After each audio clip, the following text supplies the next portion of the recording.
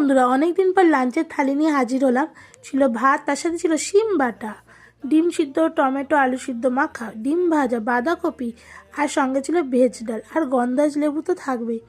তো প্রথমে একটুখানি গন্ধরাজ লেবু নিয়ে নিলাম, তারপর ওর মধ্যে দিলাম শিম বাটা, দিয়ে ভালো করে যে ভাতটা মেখে গেলাম, এ যেন এক অমৃত।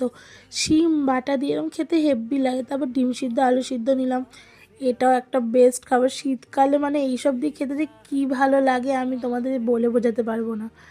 তারপর নিয়ে নিলাম একটু ভেজ ডাল, গাজর কড়াইশুঁটি দিয়ে সব রান্না আজকে আমি করেছিলাম। তার মধ্যে কয়েক ফোঁটা আবার গন্ধরাজ লেবু নিয়ে নিলাম, আর নিলাম সঙ্গে বাঁধাকপি।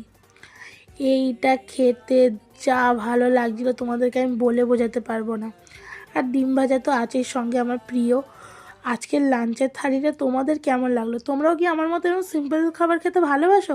ভালোবেসে থাকলে প্লিজ চ্যানেলটাকে সাবস্ক্রাইব করো। টাটা।